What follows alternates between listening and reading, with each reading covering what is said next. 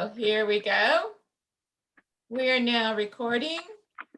This is Monica Elliott with the League of Women Voters of Broward County. And I'm going to turn it over to Ruby Green and Jen Perelman, who are our criminal justice co-chairs, as they are going to be co-hosting or hosting the event tonight. So Jen and Ruby, it's all yours. Hi, everyone. Welcome to Incarcerated with Indignity, the mistreatment of women behind bars. My name is Ruby Green. I am one, like Monica just said, of the Criminal Justice Committee co-chairs, along with my fabulous co-chair. You want to announce yourself? Sure. So my name is Jen Perelman, and this is we've been really looking forward to this one, and plus it's been a while. So this should be a really interesting conversation, and I think it's really important. So yeah, I've been looking forward to this. All right. So today we're going to talk about the mistreatment of women behind bars. So a little bit of statistics that we're going to go through. Can someone mute? I'm just sorry. I will go through and mute everybody. Okay, thank you. So just a little bit of the statistics. Women are now the fastest growing population behind bars. Over the last 30 years, the number of women in prison has skyrocketed to 700%. Most people believe that women behind bars are incarcerated for low-level offenses that can be better addressed by counseling and drug treatment. Roughly 3.8% of women are pregnant when they enter prison. Most states lack important policies on prenatal care. There have been, at least within the past 3 years, 753 live births, 46 miscarriages, 11 abortions, 2 ectopic pregnancies, and 4 stillbirths. Access to medical care, shackling of pregnant prisoners, over-incarceration of pregnant women are all issues of major concern. I know we've all, discussed this or heard about these things. I don't know if you all have heard about what's happening at the Carnes, Texas family immigration prison, where they've basically been detaining women who are pregnant and their babies for immigration purposes, because ICE has decided that they're no longer gonna detain them for long periods of time for whatever reasons. And so whatever incarcerated women decides to, whether or not they decide to carry out their pregnancy to term or have an abortion, they do have a constitutional protected right to attain appropriate medical care. And so that's what we're going to discuss today, just all different various forms of women being in prison. They don't have to be pregnant just to be in jail or prison. And for this particular discussion, we're going to be talking about them having or needing feminine products, hygiene products, tampons, sanitary napkins, toothpaste, soap. That was the only good piece of legislation we got out of last legislation, was that now our female inmates have access to feminine hygiene products. Right. We actually had to create a law for that. Yeah. Like that's where we are. Yeah. And it's sad because like a lot of the prisoners or inmates, because they're in jail, I'm going to call them inmates, they have to pay for these things. But if you don't have the money, or let's say your family members do put money on, the jail still takes a portion of the monies that are sent to you, which is insane. So we're going to talk a little bit about that, but we have 2 amazing people here to speak with you all. One is going to be the attorney, Teresa Williams, and activist Trey Johns. And so I'm going to bring them along just so they can tell us a little bit about themselves. We will start with Teresa. Thanks so much for having me here tonight, guys. It's always a pleasure to be here with the League of Women Voters of Broward County. It's an organization. I think you guys do amazing work. And so being able to be part of this presentation tonight is a great honor.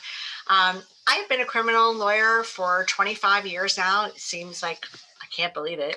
I'm a former prosecutor out of Miami-Dade County, where I dealt with every type of crime from misdemeanors all the way up to murder cases.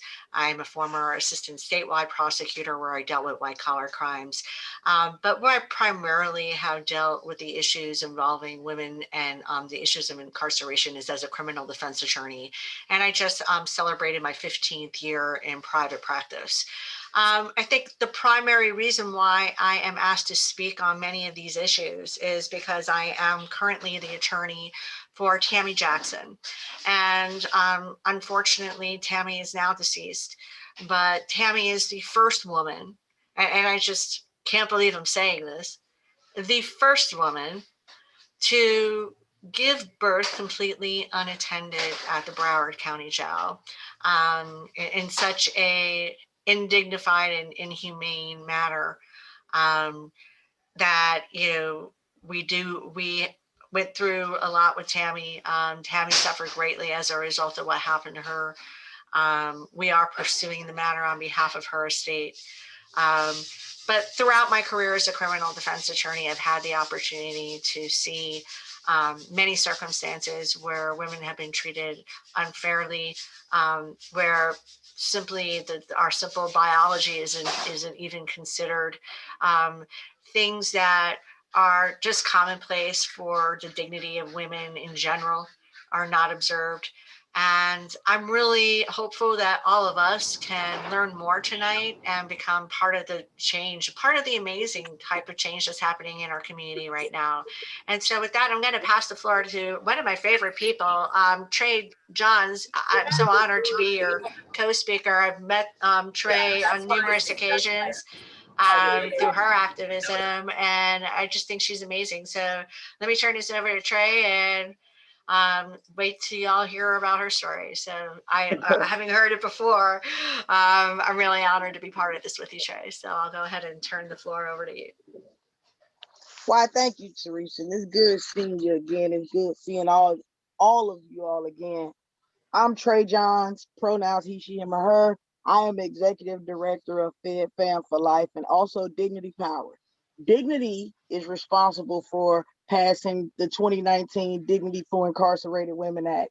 And as Teresa know, we came back in 2020 and passed the Tammy Jackson Act, which allegedly told these people in jail that they're not to allow women to have to give birth alone by themselves without adequate medical care. But we know sadly Broward failed in that effort short time after Tammy's passing. And again, we continue to fight for the dignity of women. This year in 2021, we had a bill called the Protecting the Dignity of Women and Infants, which asks that the state prisons not allow pregnant women to be entered into the facility. Simply put, that we ask that women that are pregnant when they are sentenced to a term of incarceration, that their sentences be deferred so that they can have their babies and they can find adequate homes for their babies. Because we also took that cue from Tammy Jackson, because when Miranda was born, they took Miranda from the hospital and we still don't know where she is, and neither does her family. So Tammy Jackson's baby was taken away from her, and that was some added trauma to her already traumatic situation. And so we tried to come this year and remedy that. And there are a lot of sisters on my dignity team on this call right now because we all roll together, and I'm proud of them. We are holding the space for bailouts. We are ready for HB1. We're supporting Black women. That's what Dignity is doing right now, y'all. We're supporting Diamonds Ford up in Jacksonville. She was a victim of police violence. Her story is similar to Breonna Taylor. Her and her boyfriend was asleep, and the police broke their window, but they woke up and shot out the window, not knowing who was there. They ran in the bathroom, called the police. The police arrested them and charged them with attempted murder of a law enforcement officer while they were serving a no-knock warrant on people that didn't even live in their house. So, you know, if Black women defend themselves, you know, we're still in trouble, or they would rather her have been Breonna Taylor and just killed her. So that's just a little bit about what we do, what I do, Dignity. You know, we don't even have time for me to tell you my story. Google me. So let's go. So, I mean, I guess we will have time because the next question is, how did you get involved in, in wanting to represent or take action on behalf of incarcerated women? Yeah, we're going to need to hear the story. All right. Well, in the other life, I was supposed to be an attorney. 5 days after I graduated from college with my bachelor's degree in pre-law and a 3.7 GPA on my way to law school, the Fed sentenced me to 13 years in federal prison for less than $500 worth of drugs. I had never been in trouble in my life. So I went into federal prison for 8 years, 19 days, and I proceeded to become one of the best federal jailhouse lawyers in the last 20 years. And I tried to get everybody out of prison, and I sued every prison that I was in, and they put me out of the prisons. And when I got home from prison, I continued to sue people that wronged me. And then we got into legislation. I started working with the White House Clemency Project in 2016 to try to convince Obama to let our sisters out from federal prison. I wrote a clemency petition for Chinese Hall, our organization, Fed Fam for Life. We support jailhouse lawyers, and one of the things that we do is we write federal motions and compassionate release and try to help female prisoners that don't have the luxury of having jailhouse lawyers like the men facilities do. And we wrote the presidential clemency petition for Chinese Hall. President Obama denied it. We wrote it again. We didn't wait a year. We waited 8 days, wrote it again. The law says you have to wait a year. I don't ask for permission. I ask for forgiveness. So he denied her petition again. President Obama did, and we waited 4 months and we applied again. But unfortunately, President Obama denied it, but President Trump approved it. So, hey, she got out after 14 years. Chinese Hall was freed by President Trump February 18th of, I think, 2019. And that was a clemency petition that was written by us, Fed Fam for Life. And just finding injustices across this country. When I moved down here to Florida and started working with Valencia Gunder, I always like to shout out my little big sister. Bigger than me in the movement, littler than me in age. But she's amazing. She's a giant in this movement. And we did Dignity. She started Dignity. I came aboard, and Dignity is where it is now. We're Dignity Power Plus. And yeah, that's what got me into the movement work, just being wronged by a system that I love, because I love the law. And so, yeah. Well, thank you. See, So, now we got the story. Yeah. So, and I want to ask, Teresa, to talk a little bit about, we talk about Tammy Jackson. I don't think we should just all sort of assume that everybody on here knows the entire story. So Tammy Jackson, and especially because people have come on very recently, was the woman who ended up giving birth alone and unattended in Broward County Jail. But there's more of a history there. I mean, Tammy was someone who had mental illness. She was somebody that was a vulnerable target to begin with. And I think that that's something that we're not really talking about, is that how someone like her would even why was she being incarcerated in the first place? Why was she taken? Why was she in custody? What was going on there, instead of them finding help for her, wherein they were incarcerating her pregnant? Well, going back and addressing what happened with Tammy's story is one that I see happening over and over again in our system. It is the fact that we have taken people with mental illness and we just don't know what to do with them. So our criminal justice system just locks them up because they're inconvenient. And I can't tell you how many times I have met the person who has a profound mental health problem, but once they start to use drugs, they use drugs as kind of symptomology for the fact that they're probably not getting treated. They don't know how to medicate themselves appropriately.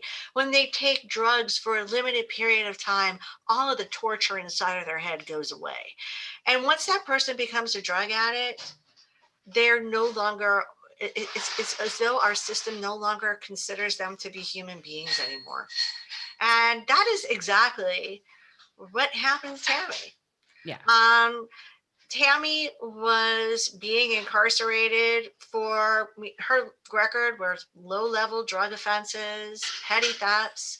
Tammy never did anything serious in her life to warrant, the necessity to remove her from society.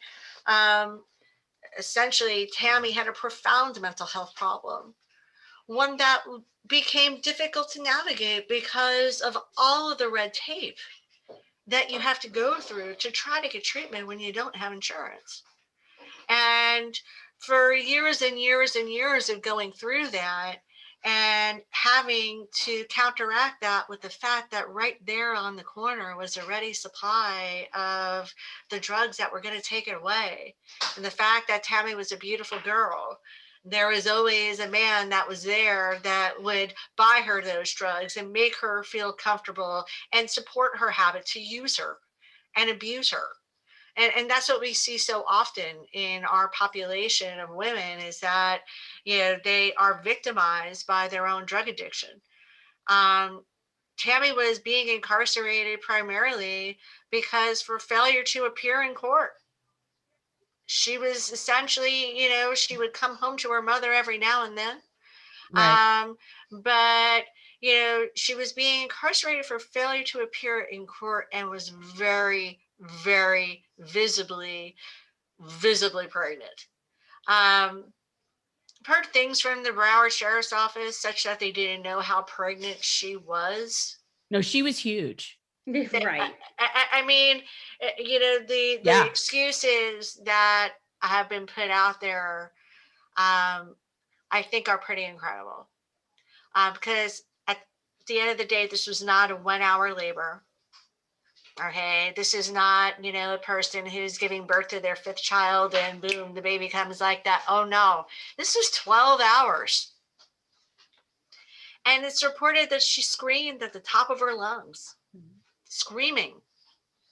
The way that this got disclosed was another inmate that had been in the jail at the same time who filed a complaint later saying, I heard a woman screaming at the top of her lungs. And nobody went to help her. And and that's how most of what happened to Tammy wound up getting investigated, wound up getting disclosed to the media and the like.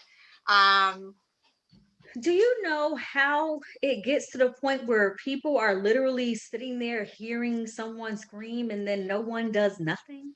Like Yeah. anything? I want to attest to that. When you enter the criminal justice system, entering the criminal justice system as a woman, I always say we are found guilty twice. We are found guilty of committing whatever man-made law, but then we're also found guilty of committing a sin against the patriarchal law. So we have these men saying that's not how women are supposed to act.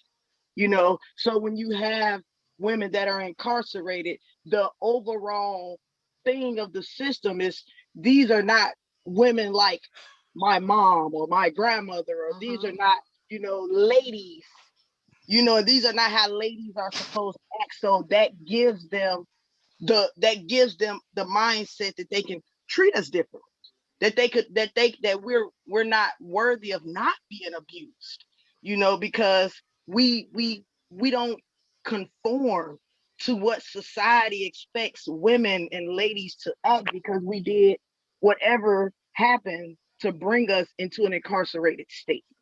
And so that's when we get to where, oh, why did they let her scream like that?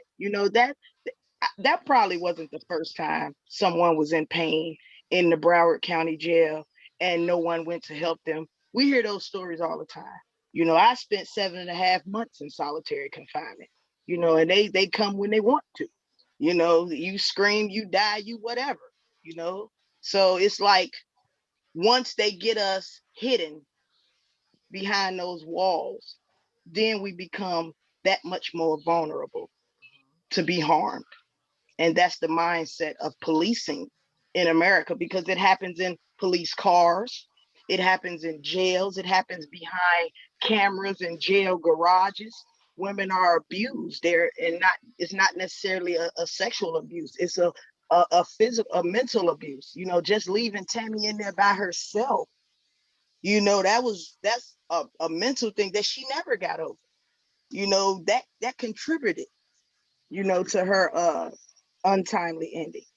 You know, so it's a lot of layers, but the whole culture of policing and how women are handled in the criminal justice system is so archaic and harmful and detrimental to women. Yeah, that's really interesting. I never really thought about that, how, you know, and it makes sense. So in other words, it's like you're doubly guilty because how dare a woman do something like that?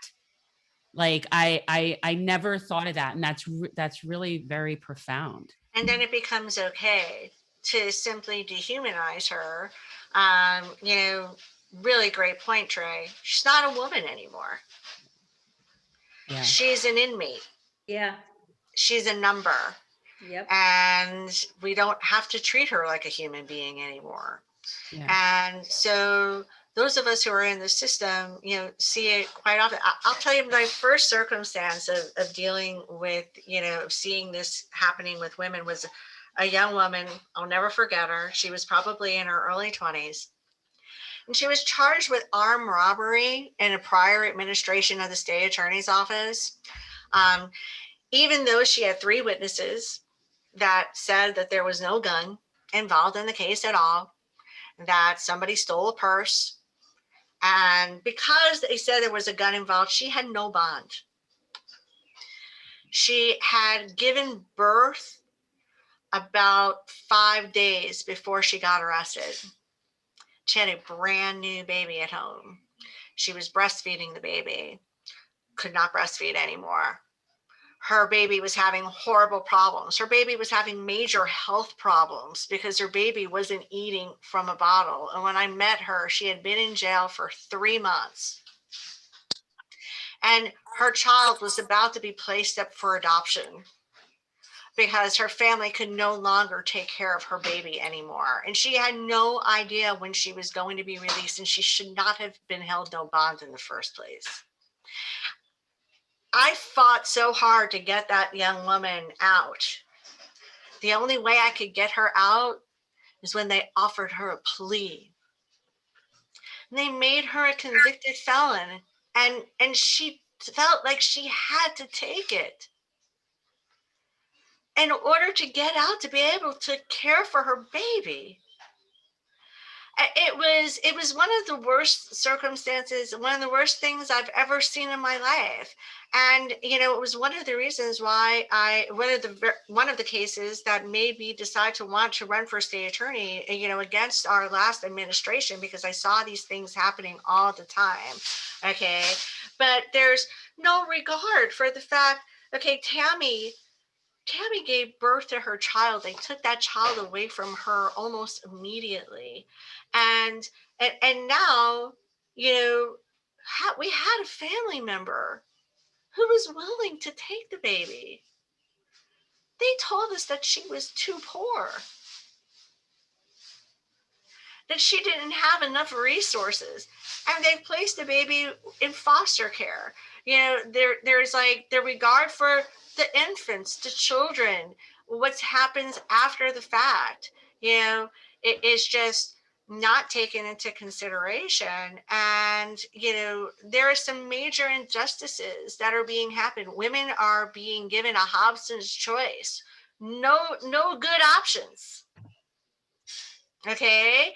And on so many circumstances, we put our children and we put our families first. And there are many, many women who have suffered from wrongful convictions, who have suffered from excessive incarceration because they're coming forward, protecting other family members, because they're trying to simply do what's right for their families and their children. And, you know, the way that the system just ignores them, it is really, really a travesty. And again, I think a lot of it stems with mental health and the way that our system simply ignores that which it doesn't have the resources to deal with, and simply doesn't even, and we simply are never going to get the resources because the legislature doesn't want to get that to us. Well, you know what? We need to change that. We need to put our morals first. We need to demand that our legislators espouse our morals and give us the funding that we need in order to make sure that we have the type of programs that can meet the needs of women when they are incarcerated, as well as the rehabilitation needs and the needs of their children when they wind up being part of our criminal justice system. So Teresa, I'm just going to play devil's advocate. Sure. What would you tell people who would say, but they committed crimes? So what? They're pregnant. So how is it fair that we should just release everybody who's pregnant or release them just because they're a woman? What would you say to those people that would say stuff like that? Okay. Well, our system basically takes into account where there are extremely serious offenses where someone might be a danger to the community, and basically says that those people are to be held no bond, and there's a very high standard of proof. So nobody is getting released that's a danger to the community simply because they are pregnant. At the end of the day, how often do we see female offenders at those high level types of crimes where we can say that someone is necessarily a danger to the community? I want to say that the statistics on that are extremely low. But when you look at the system and you say, all right, do we ignore the fact that a person is pregnant when determining whether or not they're entitled to pretrial release? Do we not take into account their health and welfare and prioritize that while they are incarcerated? Most certainly it should be a factor in determining whether or not somebody is a risk of reoffending, if someone is a risk of not appearing. And most certainly it shouldn't be ignored, but it seems that it gets ignored all of the time. Simply stating that somebody is with child, you get the result that we just said. Well, she committed a crime. She shouldn't have done that. That ignores the big picture. Why did she commit the crime? What were her circumstances when she committed the crime? What are her circumstances now? And maybe this is the arrest that caused her to get the treatment and care that she absolutely needs. And there are other less restrictive methods that we can use. We could have sent Tammy over to Stepping Zones, a residential program for people who are drug offenders. We could have sent Tammy over to one of the many community-based programs that have housing for pregnant women and structure to help them to move forward. But we didn't do that. All we did was hold her in jail. And the fact that she was very, very visibly, practically, was 9 months pregnant, didn't really matter because nobody knew where to put her. And nobody cared to look. So before we just knee jerk and say, keep them in jail, okay, we really need to look at what is best for the community as a whole, what is best for the offender, what is appropriate based on the circumstances, and to not consider the biology of a woman and not consider the fact that she is with child in that equation is inhumane. It's inappropriate and it needs to change. We need to demand it. You're starting to sound like that's almost sounding like restorative justice, like the crazy talk. You should You're sounding imagine. like that's like the crazy talk. I mean, it's clear that our system is set up more to penalize than to restore or to rehabilitate. We're so far past that at this point, and I just think that there are so many extra elements when we're talking about women that it affects us exponentially in ways like what we're talking about. Obviously, men are not going to be arrested while pregnant. I mean, that's not likely. So I mean, there are extra things, but I think in general, it's just so punitive. It's so punitive by design instead of rehabilitative. So we should be thinking about this, like, what does this person need? That why is this person in this way where she's living on the streets and she's pregnant and she's addicted? And maybe we can help her. No, it's let's lock her up and punish her. And that's a very distorted mentality that we have in general. It's almost like we gave you conditions that you were supposed to meet. you're supposed to have a curfew and you have to find a job and you have to be there at 9 o'clock. And everybody just ignores that this is a person with a massive mental health problem. And you simply threatening them with incarceration is not going to be able to change that problem. And if you keep ignoring that mental health problem, they are going to wind up back in the same situation. And that's what happened to Tammy. Over and over again. Okay, the only solution to what happened when she appeared in the court system was to give her a couple of days in jail, or to send her to counseling in group therapy with a criminal justice provider rather than a residential program. Treating her for the drug abuse versus the underlying major mental health problem that brought her there in the first place. And you know what? When she had her medication, she was an entirely different person. What she went through, every time you had to renew those meds, all the doctor appointments that you had to get to, all of the different types of places that you had to get to and meet your criteria over and over again. It's like navigating a minefield. Figuring you have 4 different caseworkers. And, for somebody who has a major mental health problem and has a hard time just making it through their day without unbelievable anxiety. Something must be done about the fact that our system ignores mental illness, and the response to it is so grossly inadequate. It is inhumane. It is disgusting. It is flat out across the board. We see it so prevalently with women because women don't normally come into our system unless they have those types of problems. Sometimes that's not always the case, okay? But quite often when you're seeing are people with profound mental health problems that evolve into drug addictions, and that is what brings them here. So it's particularly prevalent for women because I want to say that if you look at it statistically, and unfortunately you're not going to see any statistics because nobody cares to generate them. Okay, I want to say that the prevalence of mental illness along with your female incarcerated population is going to be huge. And I'll guarantee you that a majority of them have had absolutely no meaningful treatment as they have been pushed through this system since they were young teenagers. It's ridiculous the way that I can go back and take a person's history and show how our system failed them over and over and over again. And I really hope that I'm not continuing to do that in the future. And we absolutely positively have got to make a change. This is our next criminal justice revolution, and it has to happen soon. Yeah, I wanted to ask. Go ahead, Ruby. I was just going to ask Trey, I would think that the majority of women that are incarcerated are either have or mental illness and or drug addiction. And these are not violent people in general. And I think people have this misconception about people that are incarcerated that they think, oh, well, they must be a danger to society.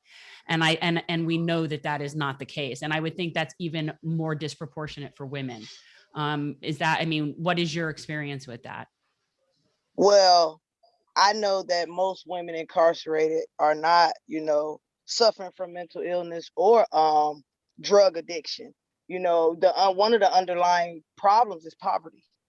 Yes, I witnessed the majority, almost 85% of women commit crimes of survival.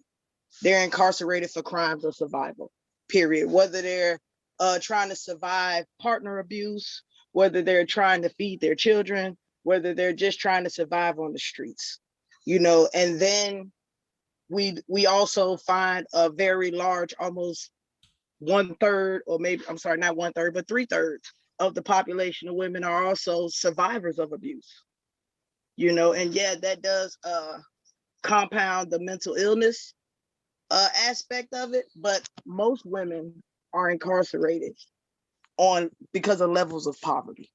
Honestly, it's more so prevalent than with men, but a lot of women are suffering from the underlying issues, not just of drug addiction and not just of mental illness, but the underlying systemic issues of poverty, you know. And somebody just asked about, you know, how do you identify mental illness? You know, it's such a broad spectrum. You know, it's such a broad spectrum. So you can look at it from the aspect of dealing with authority as a child, as a foster care child. You can look at it as an aspect of dealing with men as a survival of sexual assault or sexual violence. You know, at the end of the day, women have shown to be more susceptible to rehabilitation. We have lower rates of recidivism, you know, and if given the opportunity, if given real support, we don't recidivate.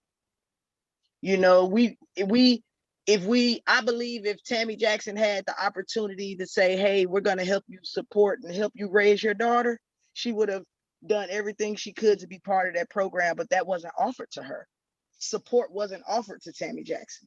You know, the only thing that was offered to her was another night in jail, you know, or to be kicked out on the street and have her baby taken away.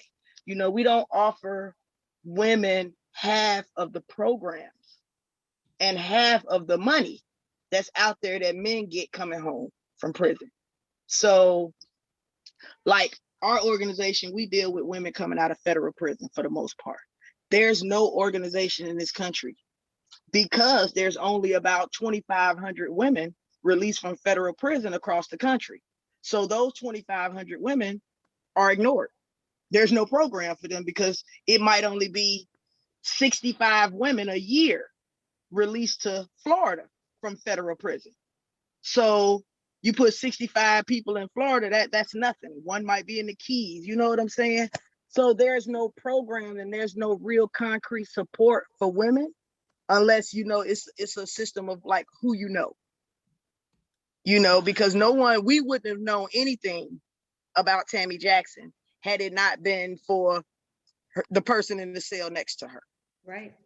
You know, because she didn't know organizations, or her family didn't know of organizations or people that they could call and say, hey, my daughter's locked up and she's pregnant. Now people call Dignity and they be like, hey, you know, we got a pregnant woman in such and such and such. And, you know, there's a place that people know now.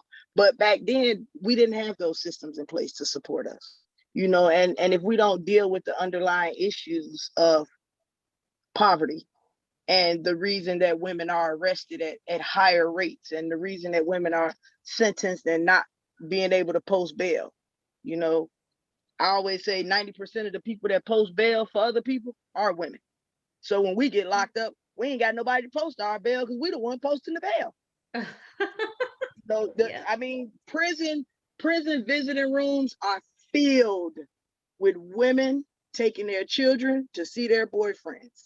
In our visiting rooms, it was filled with mothers bringing our children to see us. So it's women doing the work always. So when we're incarcerated, we don't have the support that our counterparts have coming home and while incarcerated.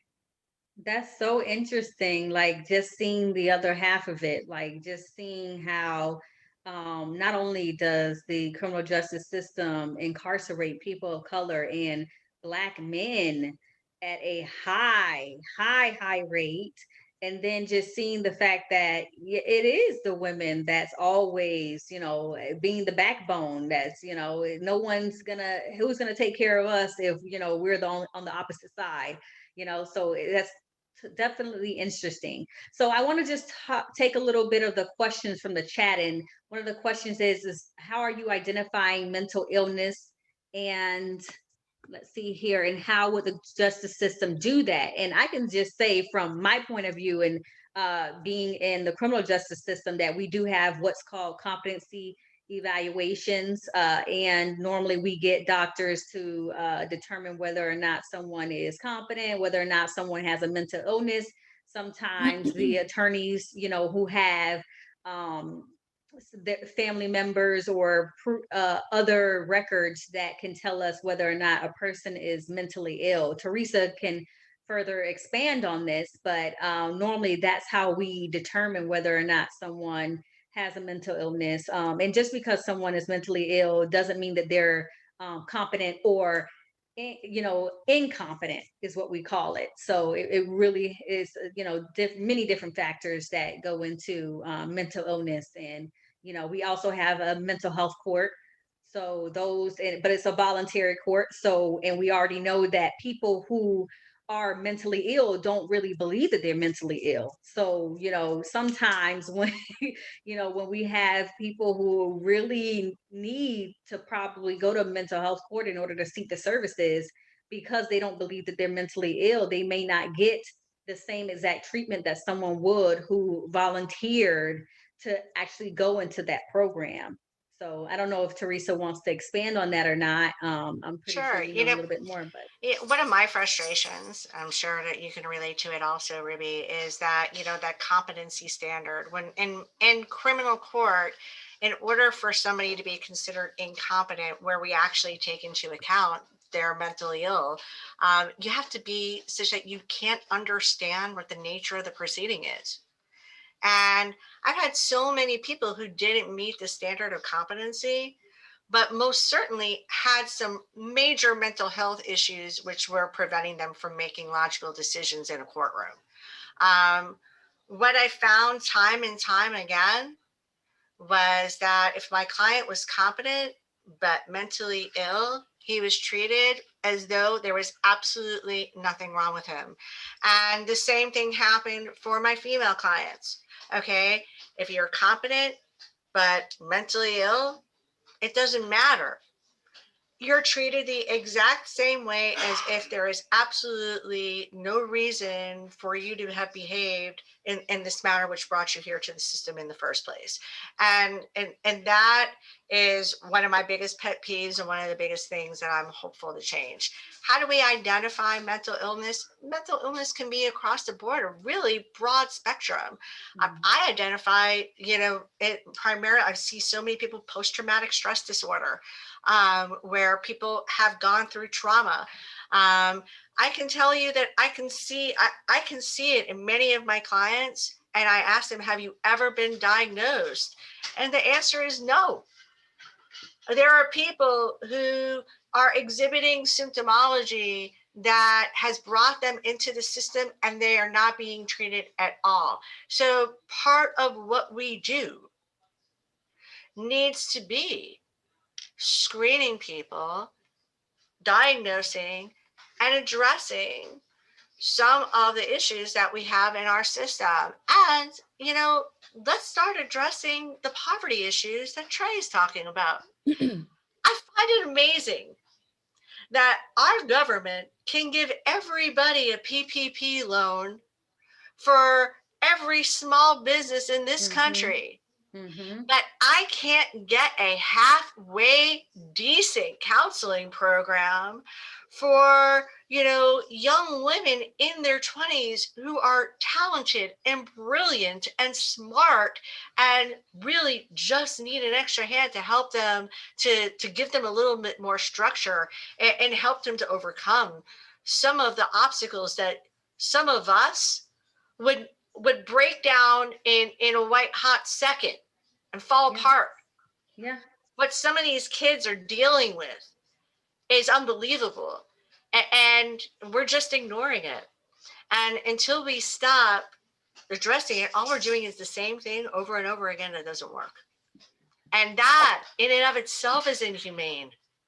It's wrong to do that to people and expect change and for us to sit there and scoff at them. You didn't try hard enough. Every single person that I have who is on probation walks out saying, I want to do good. I want to succeed. I want to do right. Okay. I don't know anybody who purposefully, sets out to violate. They're doing their best. We need to take these things into consideration. We need to stop being so harsh with people who have mental illnesses. We need to be particularly less harsh with people who are drug addicts. And really start to look at what got them there in the first place. Because time and time again, I see it's because of some horrible thing that has happened to somebody or some type of other illness, and they're really just trying to escape. We need to start treating people like people.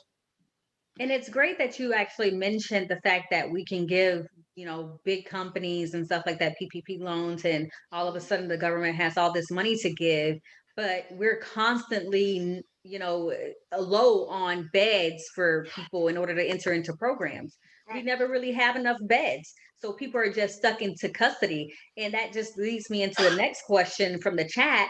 Are they in jail because they can't obtain bail?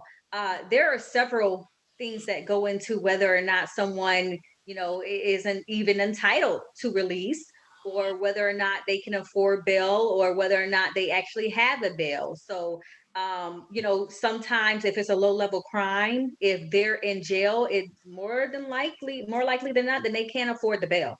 They just can't afford the bail. And it's insane because sometimes you'll see someone who has a trespass and their bond is $25. They can't even afford that. Or someone who was panhandling on the roads whose bail is $25, they can't afford that. Obviously not, they can afford that because they were just asking the people on the streets for some money to, just to get a little something to eat. So these are many, many issues that we have to address. And then there are some people who are in custody because they're either not entitled to bail, or let's say they failed to appear, or they violated a pretrial condition, and therefore they are being held no bond. So there's several different issues that can come into play as to whether or not someone is actually held into custody. A majority of the reasons are probably because they can't afford bail, though. I will attest to that. And I wanted to add, Yeah. when speaking of being diagnosed with mental illness, that's again another issue of poverty.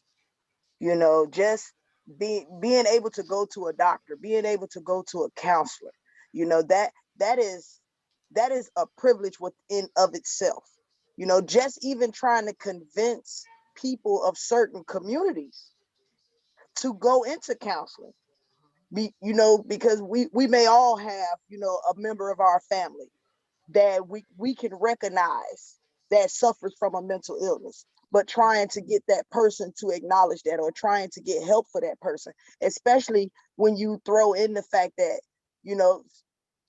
people have to work, and people can't miss work, and people trying to find a counselor, and trying to find a counselor that fits into your network, or that you can afford, or that your job pays for. That's a whole another different type of poverty. Healthcare. You have people going in, and healthcare inside of any facility is just atrocious, period. And when you throw in women's issues, whether they be mental health issues, or feminine issues, or other physical issues, there's always a disproportionate lack of money for those women, for the people that need mental health. They can't afford mental health. For people that need to be diagnosed, they can't afford to be diagnosed. And we don't look at the problems there, because once we get them into the system, it's like Teresa said, it's a conveyor belt. The only thing that they have for them is a cell, a few days. And I always tell my young nephews that you can be homeless in America. You could be a veteran, you could be homeless, you could be anything, but they will always have a jail cell for you. No matter where you go in the United States of America, you could be in Wyoming on a dirt road with one tree, and they will find a jail cell for you. But you could be in the richest city in this country, and be sleeping on a grate outside. So we have to look where we continue to prioritize our money in this country, because we will always pay to incarcerate people before we pay to house them. We also pay private medical companies to come in to provide medical care in our jails. And, Trey brought up the medical care in the prison system.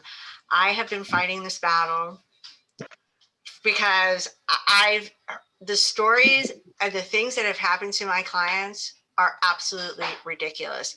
One of the things that happens in our jail is you have people who it's taken them years to get on medication, to find the right level that finally stabilizes them.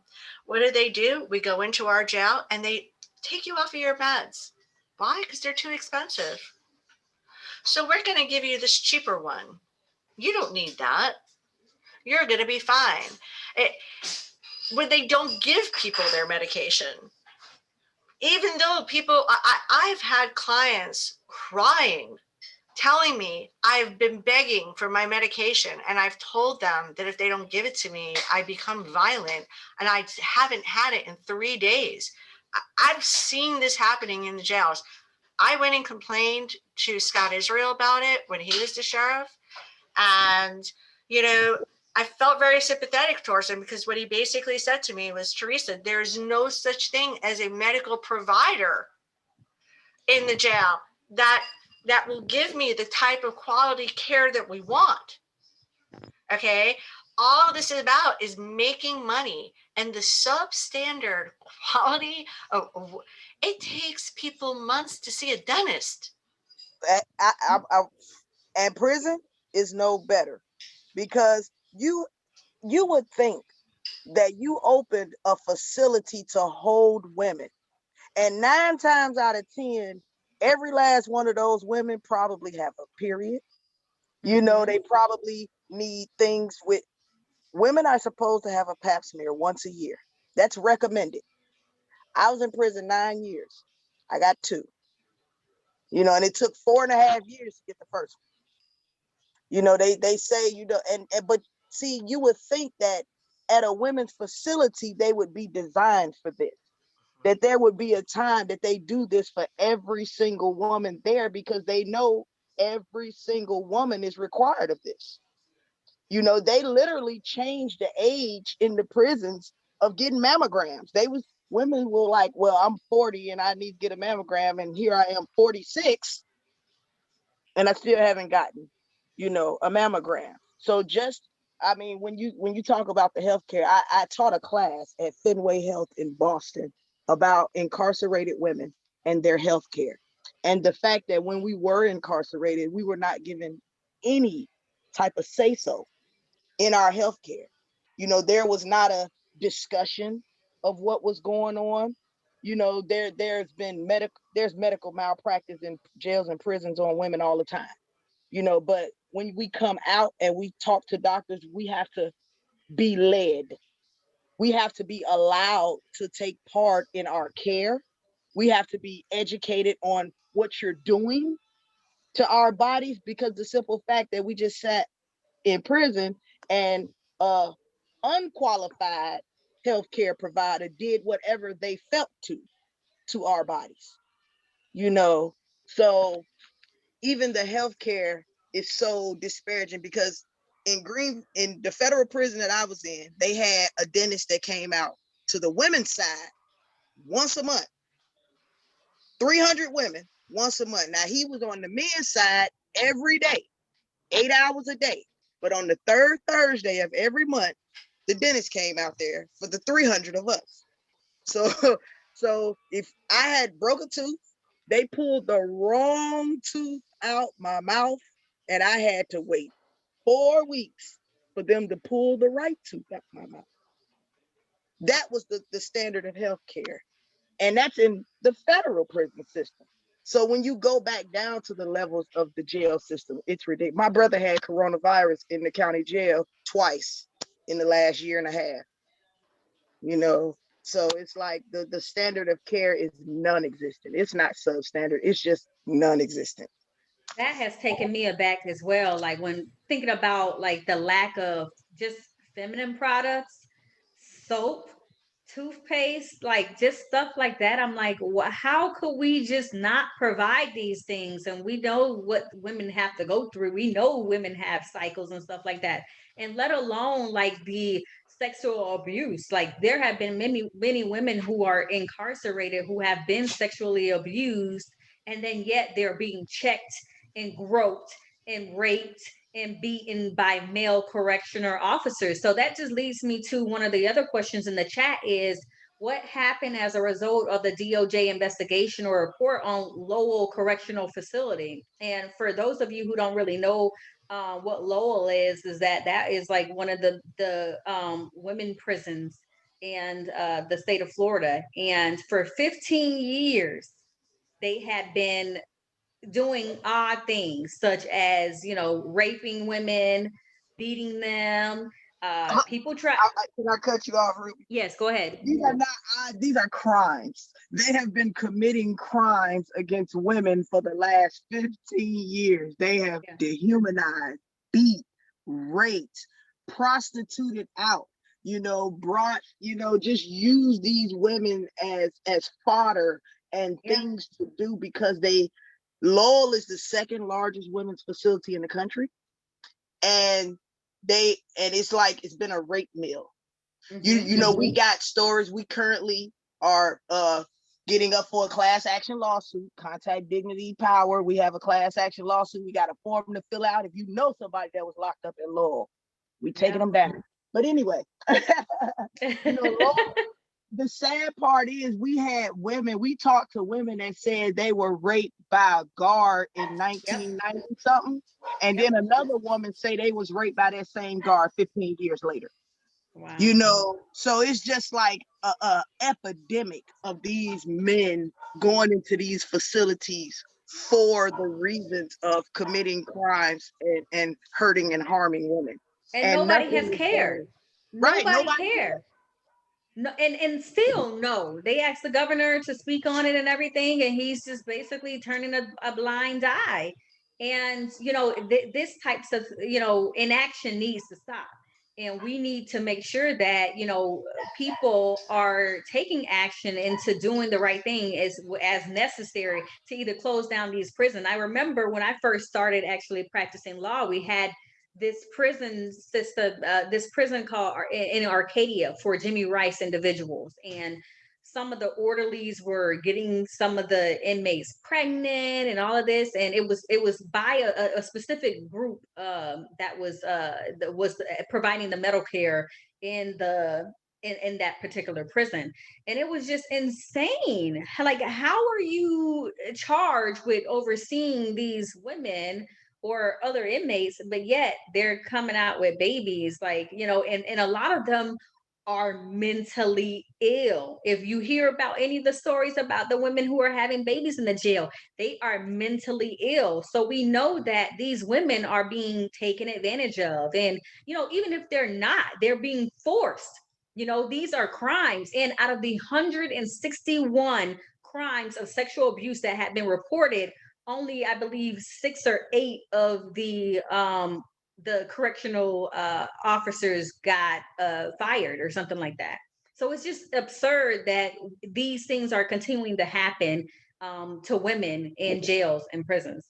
So and then you throw in there with the imagination of what they doing to our girls and women in these detention centers.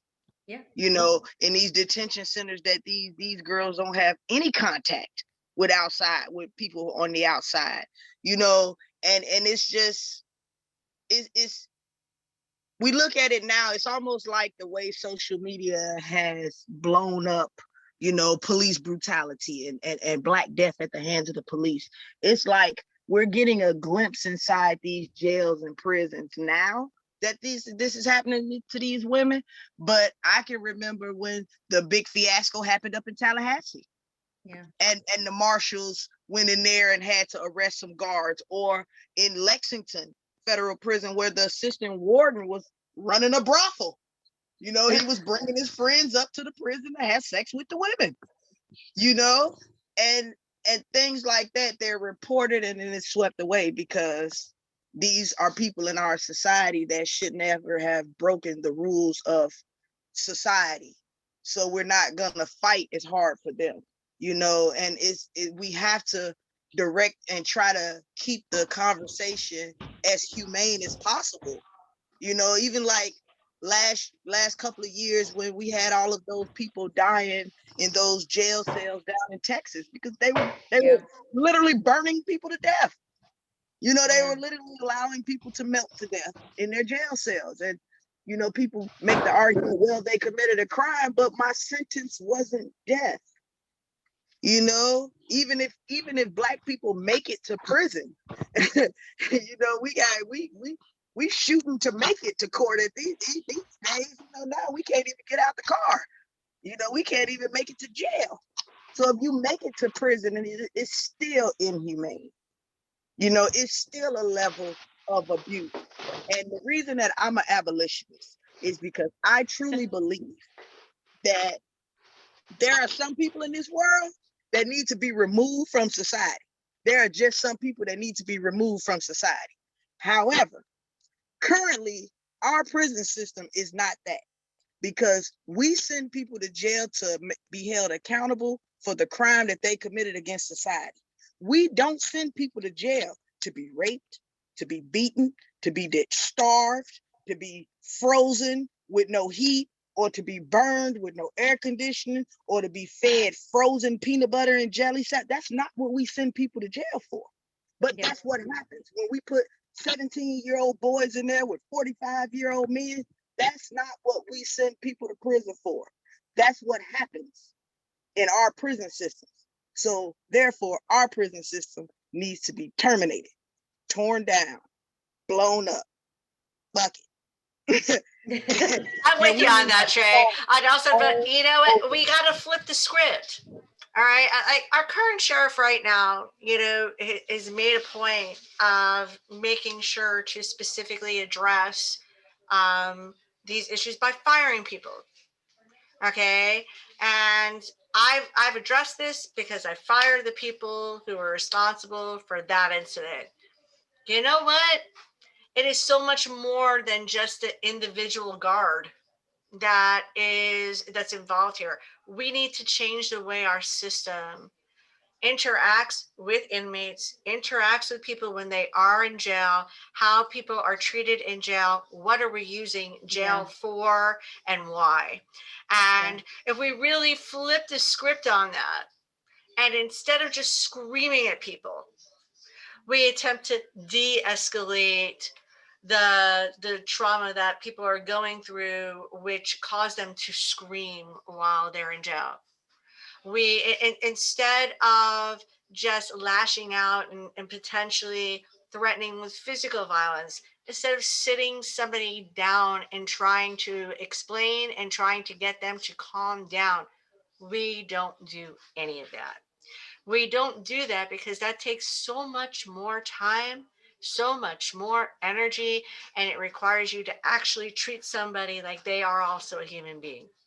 And one of our biggest problems is that when somebody gets arrested, they now are no longer us, they are them. And it's okay to treat them like that because they violated our laws. This viewpoint has got to stop. Most of the time, there is something that brought people to get involved in the criminal justice system in the first place. And if we go there, we're going to see that the response is not just to lock people up and throw away the key. It would be so much better if we actually did something worthwhile while people were in prison, where you look at other countries, if you look at Germany and how their prison system reacts and the way that they actually bring people in and train them how to give them job skills, train them in communication skills, teach them the type of life skills that help them once they're actually out and make them productive members of society. We lock people up in a cage. We then let them out and expect that everything is resolved. Mm-hmm. And we've done nothing. And it's a never ending cycle, particularly with women, because our little girls are suffering, and then they become mothers, and they need support. They need help. And we need to support them and help them so that they aren't in the situation where they have to survive, like Trey said. And that brings them into all of the other situations that they wind up confronting. That, again, if any of us had to deal with half of what they dealt with, we would be in a ball in tears every single night.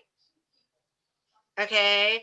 But there are little girls who go through that every day and they persevere. And we as women have got to come forward, have to demand that they are treated like human beings, have to demand that everybody is treated like a human being. This just isn't about women.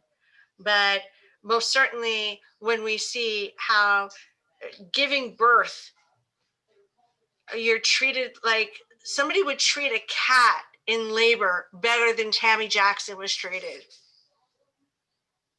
This poor woman gave birth onto the floor.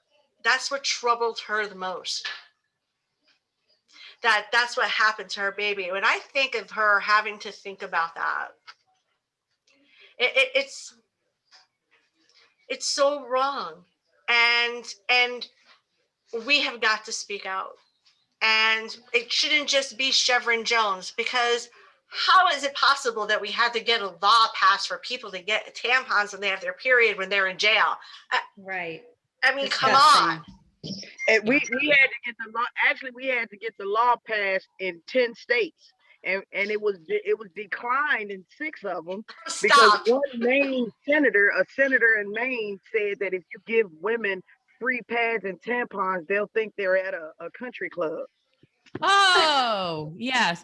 I Oh my actually wanted God. to, I want to address a question that Burdette had put in the chat earlier, and about what are crimes of poverty, like what Trey was referring to. And I answered her, like, to me, it's anything ranging from theft to check forging to anything you're going to do to lie, cheat, and steal to be able to provide for yourself and your children. So it's crimes of people that they don't have and they need to make ends meet. That's the kind of, that's what you're referring. Yes. Mm-hmm. It is. Most definitely. Panhandling, thefts, trespasses. You know, some forms of sex work, you Right. know, just things that people wouldn't do on a normal basis. Right. You know, crimes of poverty, when you look at a person's charge and you be like, you locked up for that or something like that, because but also crimes of poverty are not, I'm not gonna say they're not per se crimes. It's all about who commits these crimes and who responds to these crimes. Because sometimes you do have officers that's not gonna arrest a person for stealing a bag of chips out of Walmart, even though Walmart trying to prosecute everybody, you know. But at the same time, we know that the demographic makeup of the person stealing the bag of chips is almost always a determinant of how they're treated. Right. Well, let's talk about the central, I'm sorry. Gender, yeah, when you throw in their gender, that also, makes it upset, makes people more upset. Sometimes the crimes themselves are, when you look at history, what you're going to find is that a lot of times the definition of crime sometimes has some ulterior motives. Think about it. A man cheats on his wife that they've been married to for 30 years, destroys her life. That's not illegal. People go, they get a credit card, they charge $100,000 on it. They know they're never going to be able to pay that off, but you can just go and declare bankruptcy, and that's gone in 7 years. Yeah, I think My it's client interesting. steals a tube of toothpaste and it's on his record until he's 95 years old, and we'll never be able to get rid of it. We quite often criminalize actions of people who are poor.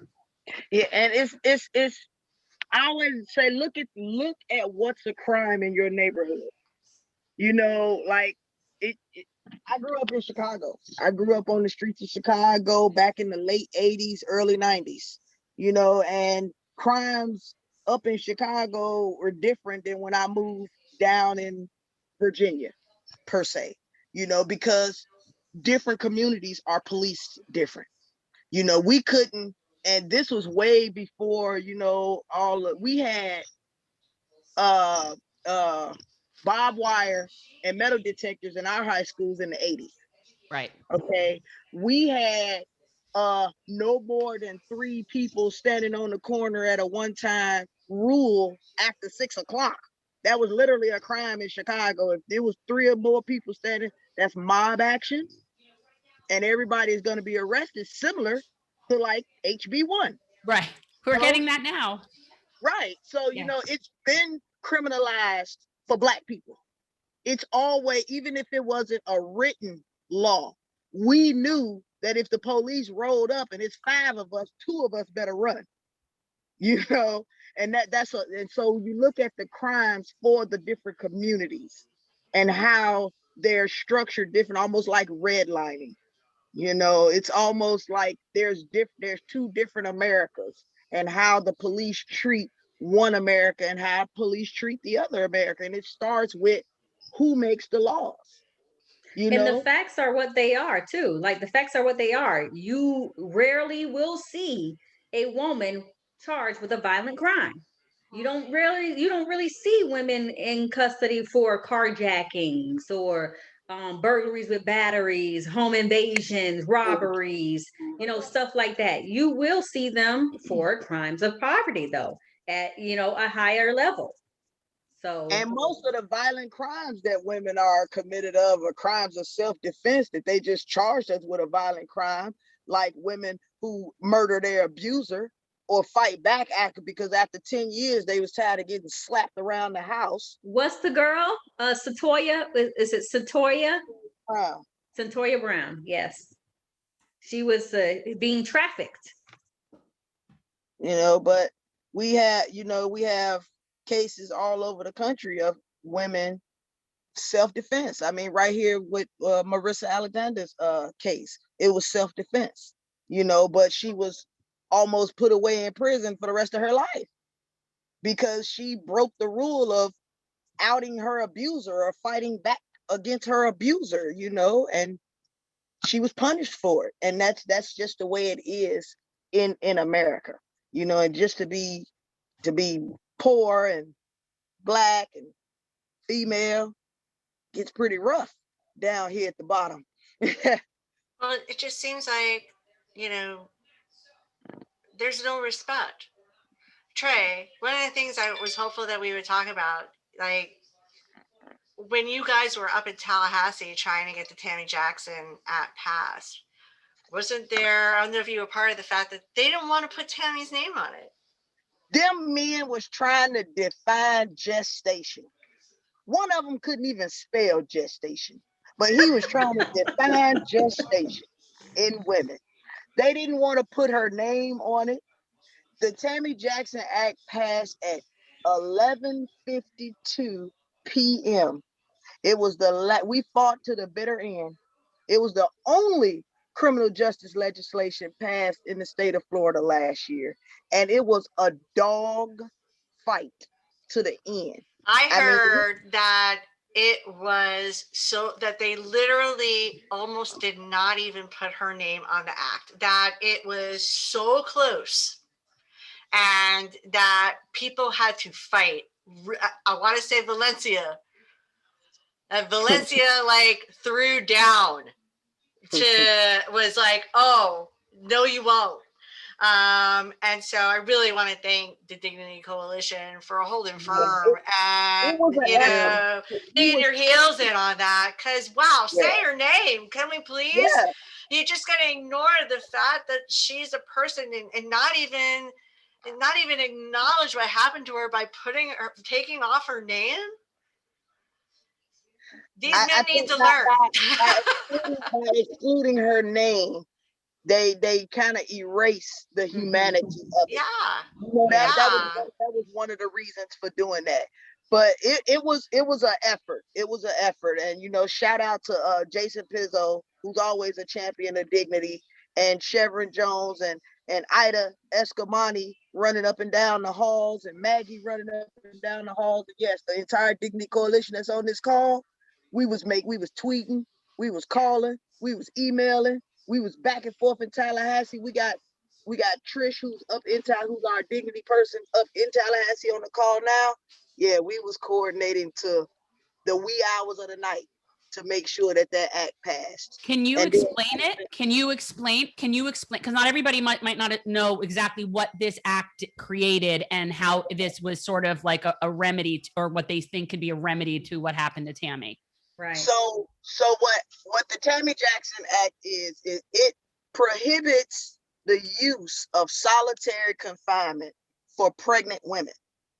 And of course, they tried to say if it's for safety and reasons on it, but our argument is, since you've never had a gaggle of pregnant women take over a jail and try to escape, we don't think, we live in reality. There's never been a jailbreak with pregnant women involved. Pregnant women have never took officers hostage and took over a jail or a prison. These things have never happened. So them trying to, limit the use and say, well, there are certain circumstances where we might need to put a woman in solitary confinement. If there's a 9-month pregnant woman and you got officers that can't sit her down, they just don't need to work there. I was 9 months pregnant at one time, and I just really wasn't the most dangerous person in the world. Go figure. Well, it's just crazy to me that this had to be legislated. Like this isn't just something that somebody with common sense would just look at a pregnant woman and say, yeah, maybe I ought not leave her alone in a cell in this condition and ignore her. Maybe the fact that we need to put that in writing for people to know that really speaks volumes as to the quality of people that are even in these fields to begin with. Like this shouldn't need to be in writing. But what people don't know about, like the Dignity for Incarcerated Women Act that gave women access to pads and tampons, on the other side of that act, it prohibits strip searches and cavity searches of male officers doing it to women.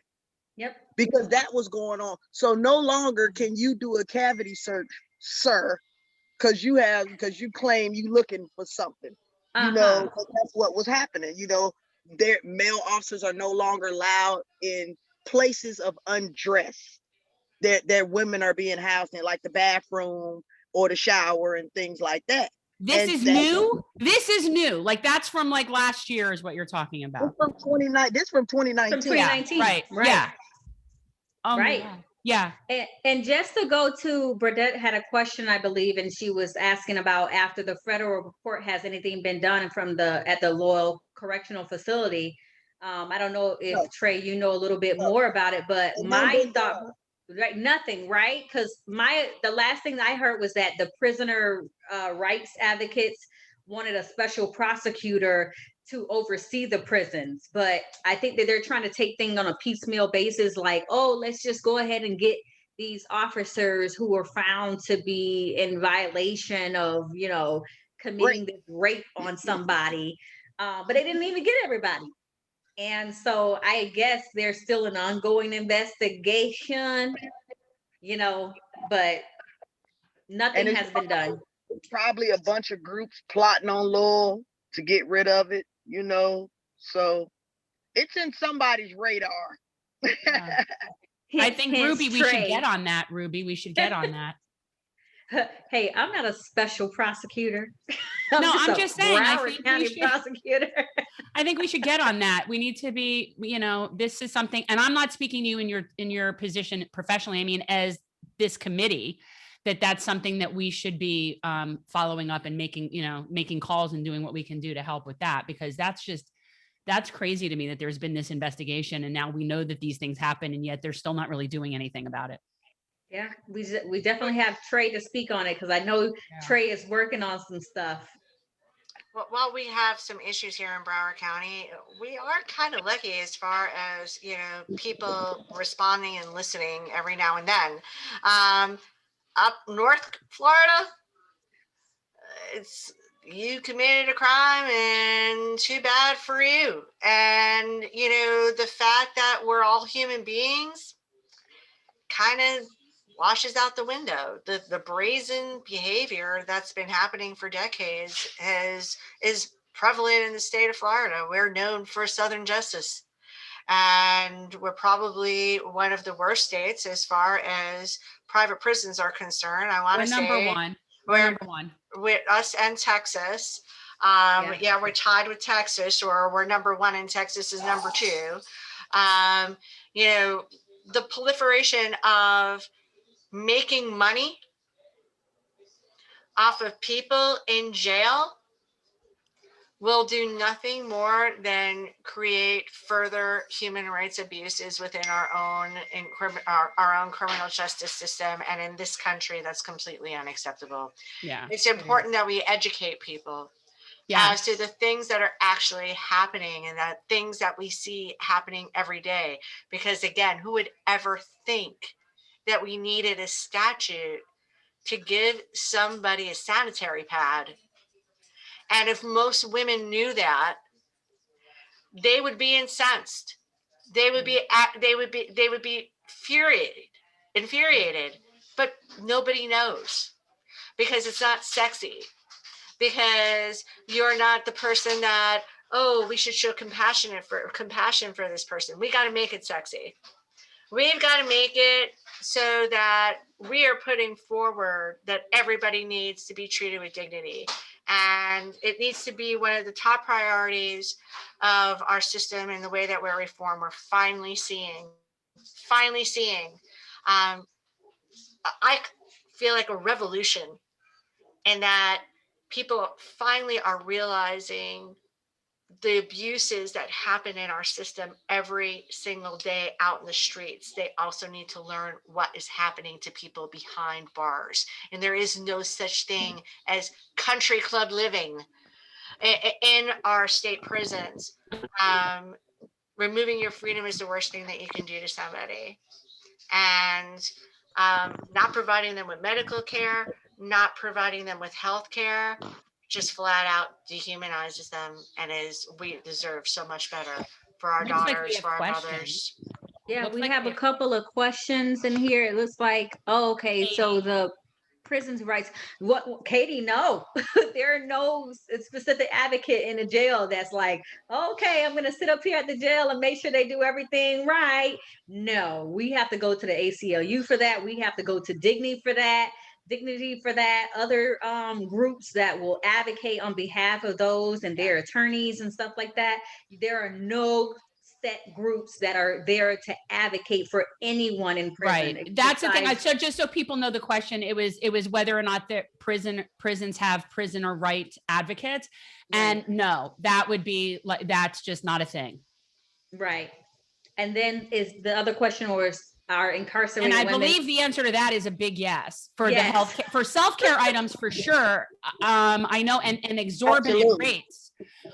Trey, why don't you talk about that, like what the upcharges are, and it isn't just for feminine products, it's for every little nickel and dime thing in prison. Right. I was just gonna say, right here in Palm Beach County, okay, in Palm Beach County Jail, women are not given brassieres when they're arrested.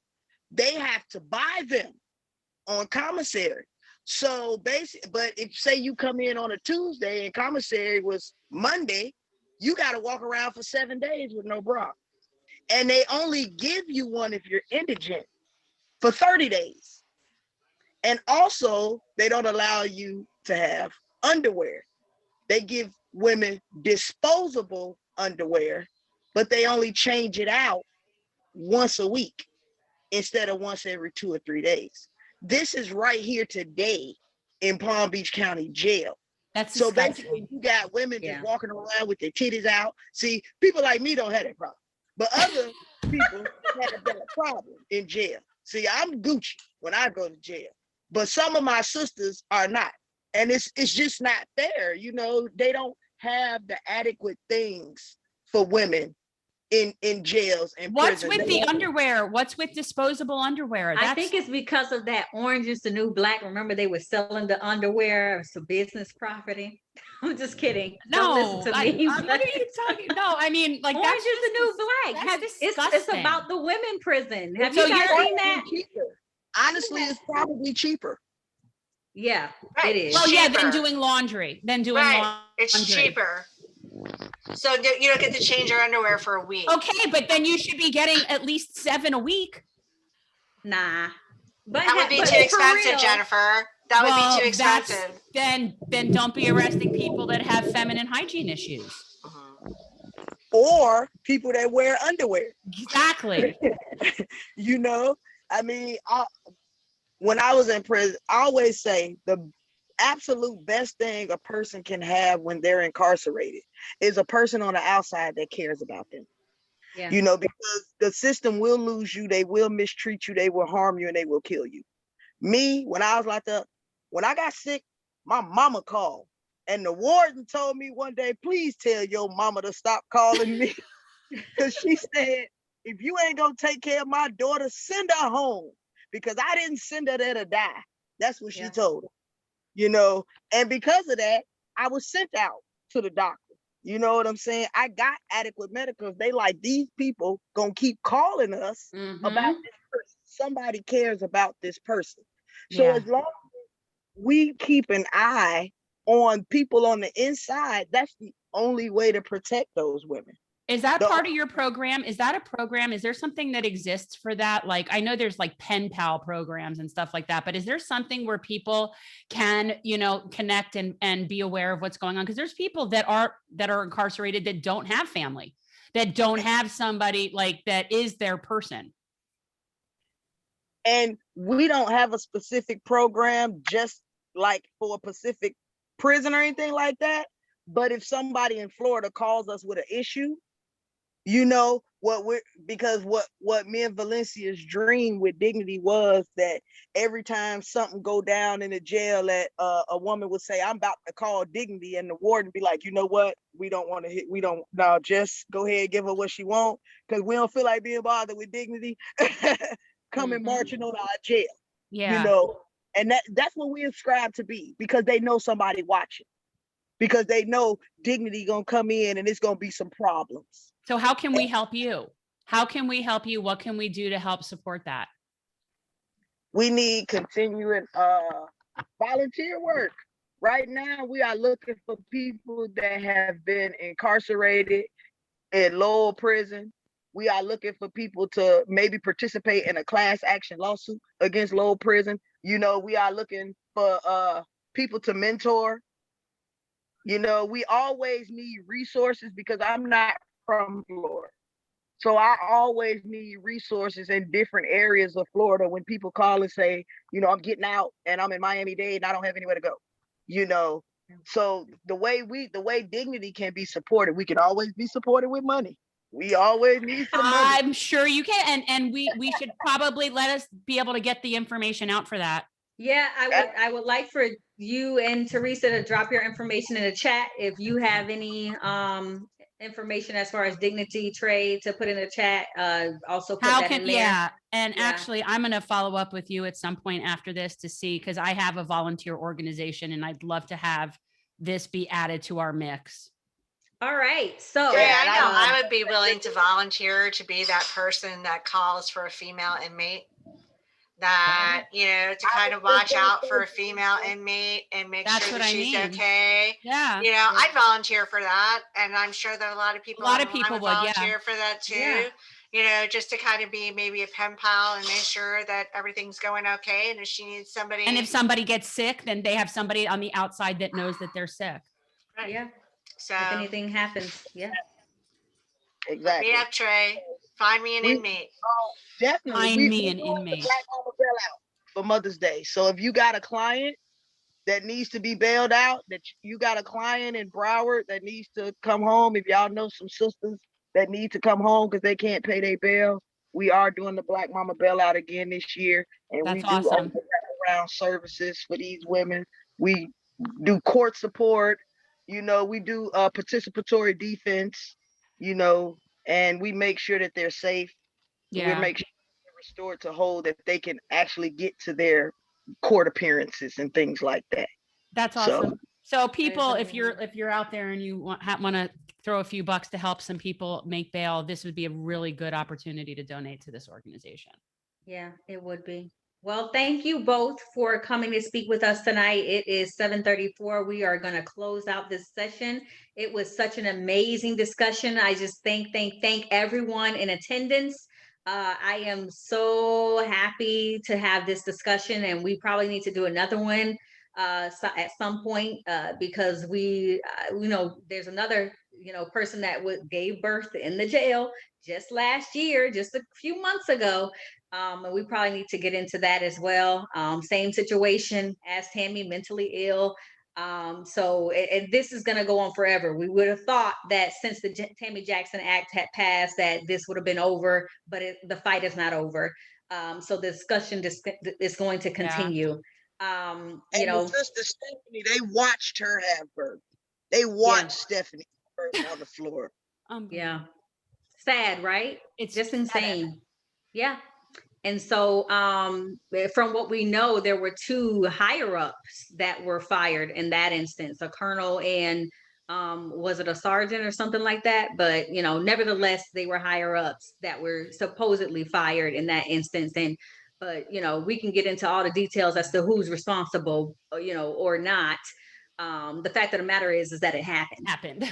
So if it didn't change after you fired the first set of employees after the first incident, why do you think that it's going to change simply by you firing the second set of employees? Right. Yeah. So we're going to turn it over to our amazing president, Monica Elliott, to see if she has anything else to say. But once again, we want to thank you all for coming to visit us tonight. Well, I just want to say this is a fantastic program. It was absolutely riveting. I do have just one question. So the Black Mama Bailout, what is the website we would go to for donations? Right now, you can go to fedfamforlife.org. You can,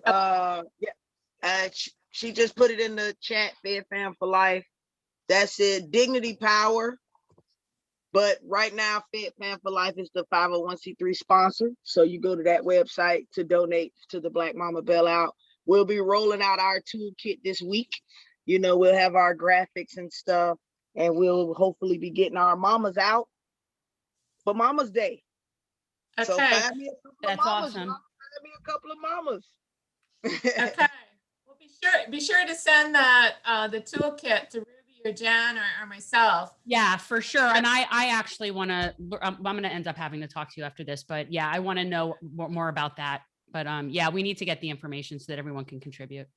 Right. I know my mother. She's already telling me she doesn't want any more trinkets for the rest of her life. She's 85. I can give for her for this. So. Yeah, it's a good thing for somebody who doesn't need anything. Most people that we know probably don't need something for Mother's Day. We don't. This is much more important. So, okay. Well, thank you very much, and have a good evening. Bye-bye. Thanks, everybody. Really had a great time. Great to see everyone. Bye. Good night.